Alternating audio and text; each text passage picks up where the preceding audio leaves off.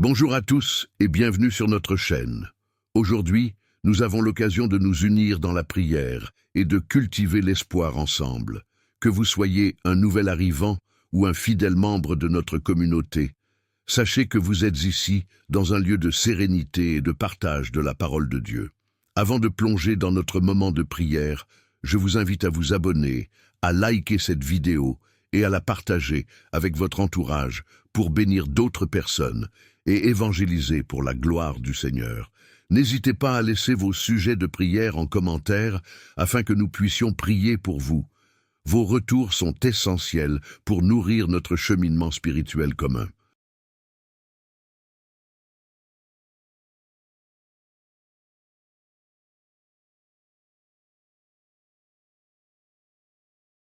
Mes chers amis, avez-vous déjà été pris au piège dans un tourbillon de vos propres pensées, luttant pour trouver une issue? Vous retrouvez-vous souvent aux prises avec des problèmes longtemps après que vous auriez dû trouver la paix? Je crois que beaucoup d'entre nous peuvent s'identifier à ces sentiments à différents moments dans nos vies. Mais, selon le livre des Philippiens chapitre 4 versets 6 à 7, nous sommes invités à nous inquiéter de rien et à laisser la paix de Dieu garder nos cœurs et nos esprits. Aujourd'hui, nous plongerons profondément dans 8 clés bibliques qui promettent de débloquer la cage de la réflexion excessive.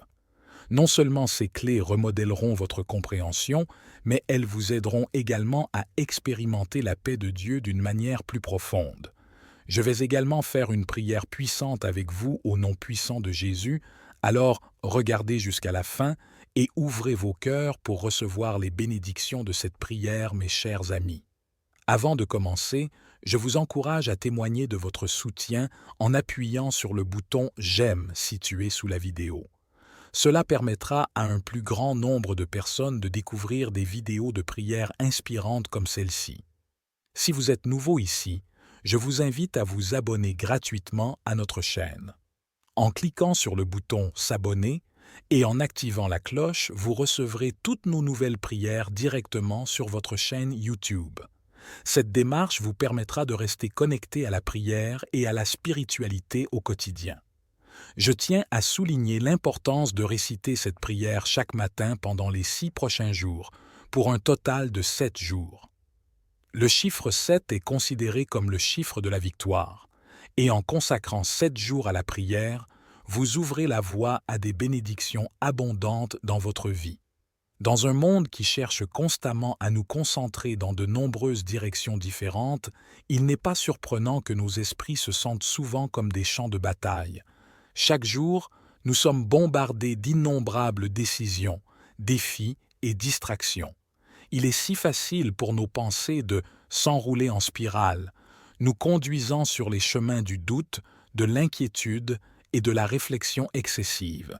Mais aujourd'hui, je veux partager avec vous les vérités intemporelles de la parole de Dieu qui offrent une issue.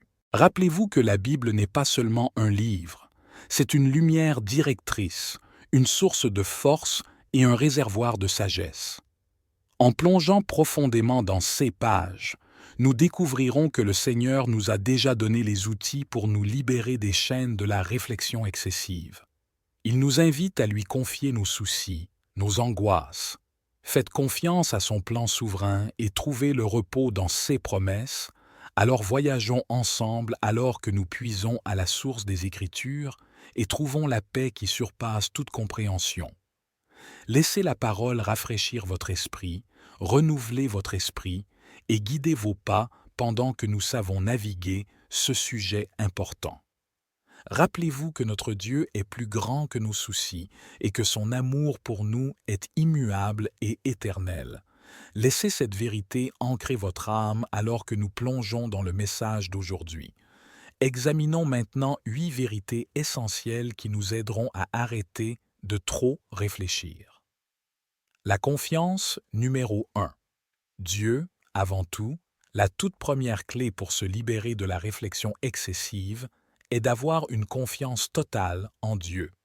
Proverbe 3, versets 5 à 6 nous dit de faire confiance au Seigneur de tout notre cœur. Il lit « Confiance dans le Seigneur de tout notre cœur et ne pas nous appuyer sur lui. Dans toutes vos voies, reconnaissez-le, et il dirigera vos chemins. À quelle fréquence laissons-nous notre propre compréhension dicter nos pensées et nos actions? Mes amis, les voies de Dieu sont plus élevées que nos voies. Regardez l'histoire familière d'Abraham et d'Isaac. Dieu a demandé à Abraham de sacrifier son fils unique. Au lieu de trop réfléchir, Abraham a montré une immense confiance dans la sagesse de Dieu. Il a poursuivi la préparation en croyant que Dieu avait un plan plus grand. Juste au moment où il était sur le point d'accomplir l'acte, Dieu est intervenu et a fourni un bélier. La confiance d'Abraham n'a pas été mal placée. Dieu a un plan depuis le début. La confiance en Dieu ne signifie pas que vous n'aurez pas de questions ou d'inquiétudes. Ce que cela signifie, c'est que, même face à des questions, vous choisissez de croire que Dieu sait ce qu'il fait. Ce genre de confiance coupe la chaîne de la réflexion excessive. Vous n'avez pas besoin d'avoir toutes les réponses. En fait, c'est libérateur de savoir que vous n'avez pas besoin de faire confiance à Dieu. C'est comme construire une maison sur des fondations solides. Peu importe la force des vents du doute et de la réflexion excessive, restez ferme. Afin que la prochaine fois que votre esprit tourne en rond, faites une pause, respirez profondément et placez votre confiance en Dieu. Rappelez-vous qu'il a le monde entier entre ses mains, y compris vous et moi. Numéro 2. Vivons clairement l'instant présent. Matthieu 6, verset 34, nous dit de ne pas nous inquiéter de demain. Il nous dit donc de ne pas nous inquiéter de demain, car demain se souciera de ses propres choses. Suffisamment pour que la journée soit son propre problème. À quelle fréquence ignorons-nous ce commandement simple sur lequel nos esprits sont souvent remplis d'inquiétude sur ce qui se passe venant ensuite, et cette préoccupation nous prive de la joie et des leçons d'aujourd'hui. Les Israélites, au cours de leur voyage dans le désert, ont été chargés de collecter du manna juste pour le jour. Ceux qui en ont collecté un supplémentaire pour le lendemain l'ont trouvé pourri. La leçon ici est profonde. Dieu voulait leur faire confiance quotidiennement pour vivre l'instant présent.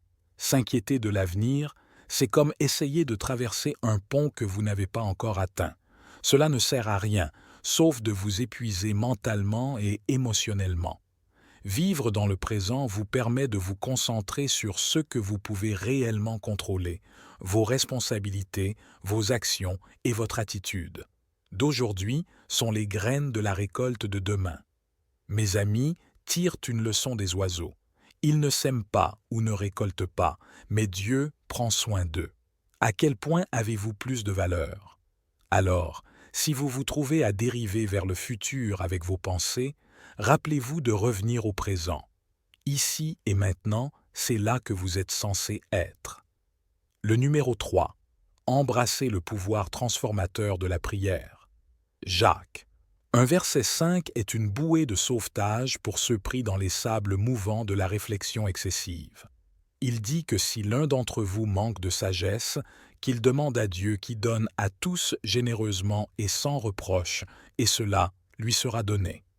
Lorsque vos pensées deviennent incontrôlables, il y a du pouvoir à prendre un moment pour prier. La mère d'Anna Samuel, elle aurait pu être consumée par sa stérilité et son incapacité à concevoir. À la place, elle a choisi de déposer ses soucis aux pieds de Dieu. Anna ne s'est pas contentée de prier, elle a versé son âme au Seigneur. Et quel a été le résultat?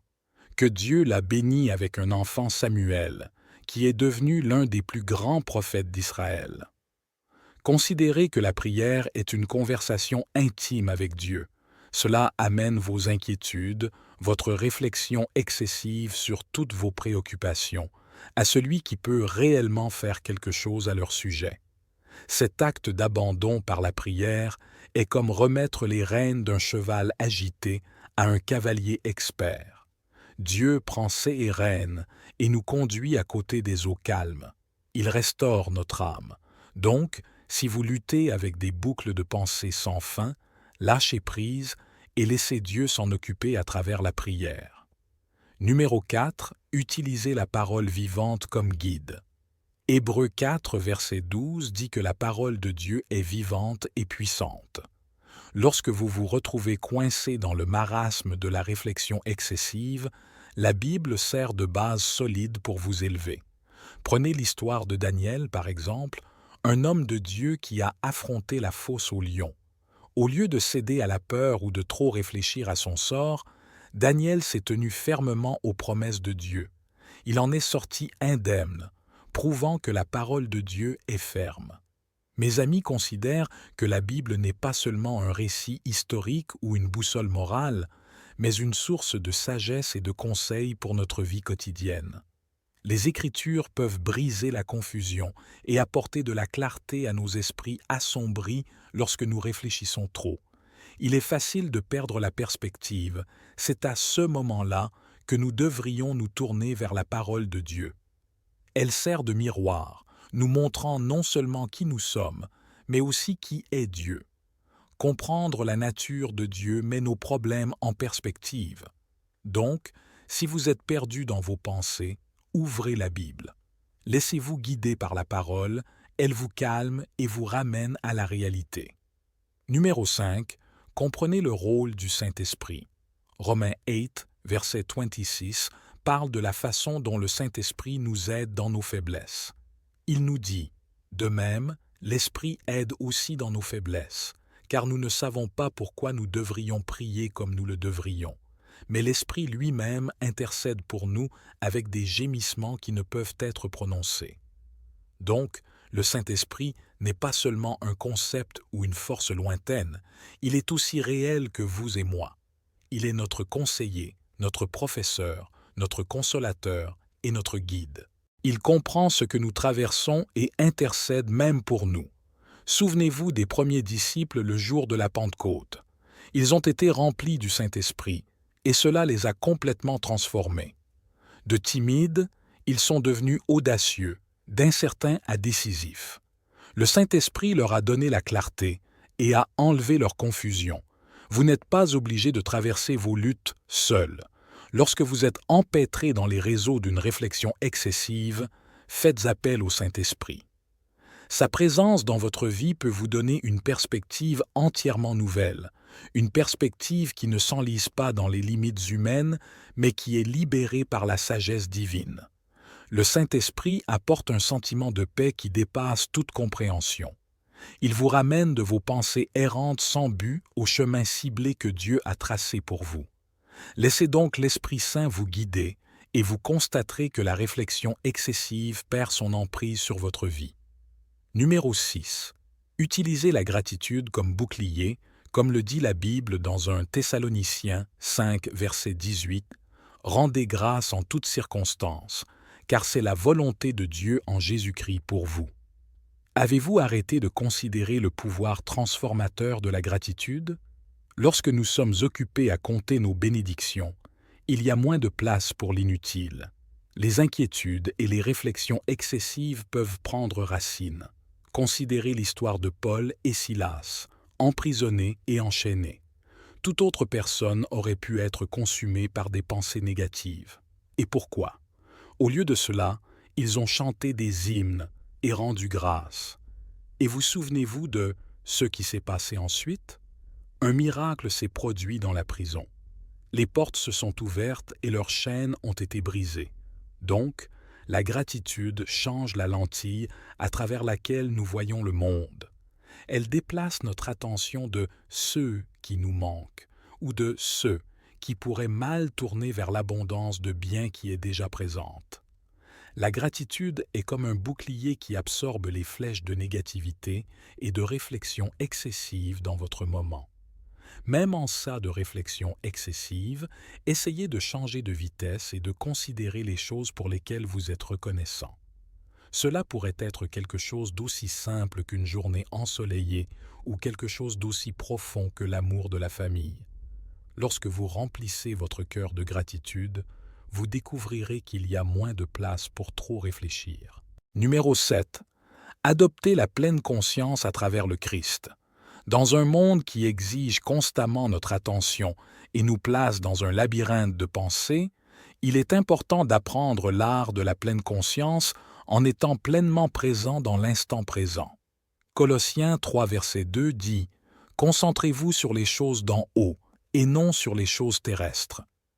Considérez Marie qui était assise aux pieds de Jésus, pleinement présente et imprégnée de ses enseignements, par opposition à sa sœur Marthe qui était occupée et distraite. Jésus a félicité Marie d'avoir choisi la meilleure part. Qu'est-ce que cela nous dit? Il est utile de ralentir et d'être attentif, en particulier à la présence du Christ dans nos vies. La pleine conscience n'est pas seulement un terme moderne.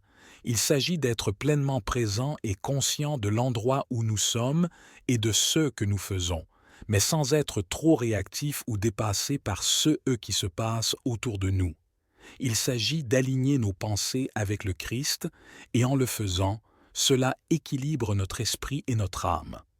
Lorsque nous sommes attentifs à travers le Christ, cela signifie que nos pensées sont captives des enseignements de Jésus. Vous prenez conscience de son omniprésence et vous vous prélassez dans sa paix. C'est une pratique quotidienne et cela peut ne pas être facile au début, surtout si vous êtes enclin à trop réfléchir, mais donnez-lui du temps et permettez au Christ d'être au centre de votre attention. Numéro 8. Embrassez la grâce de Dieu et non vos mauvaises décisions. La Bible nous instruit dans Romains 8, verset 28. Et nous savons que toute chose concourt au bien de ceux qui aiment Dieu, de ceux qui sont appelés selon son dessein. Combien de fois nous attardons-nous sur nos erreurs passées, de mauvais choix ou de mauvaises décisions, leur permettant de se former une boucle constante dans nos esprits? Considérons l'histoire de Pierre qui a nié Jésus 3 fois. Pour beaucoup, la culpabilité d'un tel acte serait un fardeau à vie, une pensée obsédante à laquelle il serait difficile d'échapper. Mais Pierre ne s'est pas noyé dans son regret. Il a choisi de se tourner vers la grâce que Jésus lui a offerte après sa résurrection. Pierre a compris que les erreurs ou les mauvaises décisions font partie du voyage humain. Mais la grâce de Dieu est le pont qui nous mène de qui nous étions à qui nous pouvons devenir, mes amis. La grâce de Dieu est suffisante pour couvrir tous nos défauts. Lorsque nous réfléchissons trop, parfois, c'est parce que nous sommes obsédés par nos erreurs et nos mauvaises décisions. Mais Dieu dit « Je m'en occupe ». Il prend nos mauvaises décisions et nos erreurs et les intègre d'une manière ou d'une autre dans son plan parfait. La pire chose que nous puissions faire est de continuer à revisiter et les revivre en rejetant ainsi la grâce que Dieu nous a donnée gratuitement. Au lieu de s'attarder sur le passé, pourquoi ne pas le déposer aux pieds de Jésus? C'est lui qui fait renaître la beauté de ses cendres, qui transforme le deuil en danse. Acceptez sa grâce, car complète et globale, elle couvre votre chemin passé, vous accompagne dans le présent et ouvre la voie à votre avenir. Penser trop à nos erreurs nous lie, mais embrasser la grâce de Dieu nous libère. Cela nous permet de vivre dans la liberté pour laquelle le Christ nous a libérés.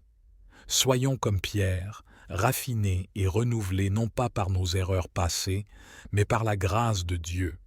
La grâce de Dieu fait taire le chaos dans nos esprits et apaise la tempête dans nos âmes. Au lieu de nous laisser empêtrer dans un réseau de réflexion excessive, empêtrons-nous dans la grâce et l'amour de Dieu. Dans cet état de grâce, la réflexion excessive aura du mal à survivre. Mes amis, rappelons-nous que trop réfléchir est un piège que l'ennemi utilise pour nous paralyser, mais nous avons les outils pour nous libérer. Faisons confiance à la souveraineté de Dieu et rejetons nos soucis sur lui. Pendant que vous avancez chaque jour, rappelez-vous que Dieu est plus grand que tout problème qui amène à trop réfléchir. Faites-lui confiance, vivez l'instant présent, cherchez-le dans la prière, lisez sa parole et laissez l'Esprit Saint vous guider. Arrêtez de trop réfléchir et confiez vos soucis à Dieu, pour dans son timing et sa sagesse parfaite, il vous guidera sur votre chemin et apportera la paix à votre cœur. Que la paix de Dieu, qui surpasse toute compréhension, garde vos cœurs et vos esprits en Jésus-Christ. Maintenant, à tous ceux qui sont au son de ma voix, allons au Seigneur dans la prière. Je veux que tu fasses cette prière avec moi, afin que tu puisses avoir toutes les bénédictions de cette prière. Prions notre miséricordieux Père céleste.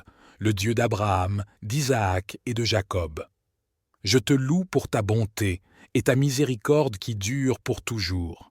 Roi des rois et Seigneur des seigneurs, tu es l'alpha et l'oméga, le début et la fin, et tu mérites toute la gloire, l'honneur et la louange. Seigneur, pardonne-moi pour les moments où j'ai hésité, pour les moments où j'ai été empêtré dans le réseau de la réflexion excessive, et pardonne-moi de ne pas avoir pleinement confiance en ta parole. Je pardonne également à ceux qui ont péché contre moi. Je lie l'esprit de réflexion excessive au nom de Jésus. Je réprimande toute force ou forteresse qui tente d'emprisonner mon esprit avec une inquiétude constante et un questionnement incessant. Je déclare la liberté et la paix sur mon esprit, ma volonté et mes émotions par la puissance de ta parole. Je déclare que ta paix, qui dépasse toute compréhension, gardera mon cœur et mon esprit en Jésus-Christ. Saint-Esprit, je te demande de me guider chaque jour alors que je m'efforce d'être pleinement présent à chaque instant.